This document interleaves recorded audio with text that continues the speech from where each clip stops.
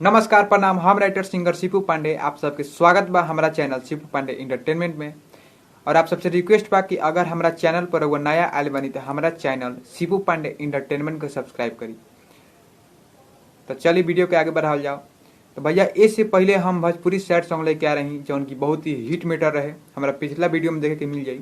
और आज फिर भोजपुरी भक्ति नवरात्र सॉन्ग लेके आयल बनी जो उनकी बहुत ही हिट मेटर बा। तो चलिए हम आप सबके वो गीत सुना दी।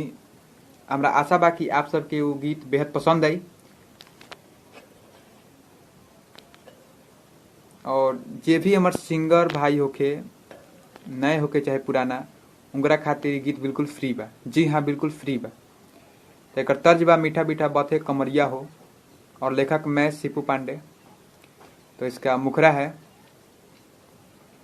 गैला तलैला ना पानेला भंगावा, आज वही मैया जी हमनी आंगनावा, झूठा हुक्का गैला बजरिया हो, बजरिया हो, देख के ना लैला सामाने छोड़ी दिहला, आइल ना लला की चुनरिया हो, देख के ना लैला सामाने छोड़ी दिहला, आइल ना लला की चुनरिया हो।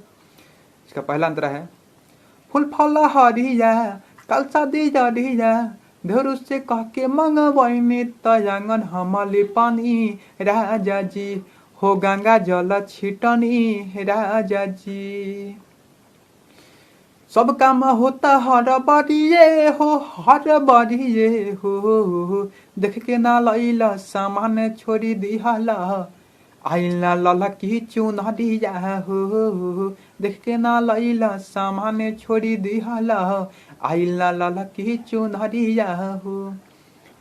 इसका दूसरा अंतरा है, आसन ना लागल काम बही बाकी, अब अहिले न पंडित जी रहा हूँ करता की सैया हो, हाँ रहा हूँ करता की सैया हो,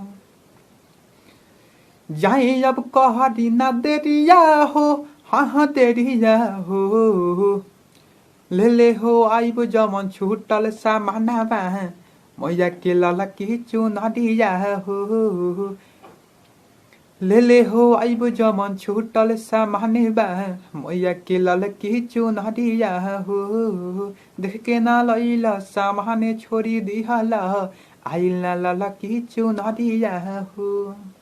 ओकरा फिर से है, गैल तलैला ना पानेला भंगावा, आज वही मैया जी हमनी आंगनावा, झूठा हुक्का गैला बजरिया हो, बजरिया हो, देख के ना लैला सामान छोड़ी दिहला, आइल ना लला की चुनरिया हो, देख के ना लैला सामान छोड़ी दिहला, आइल ना लला की चुनरिया हो।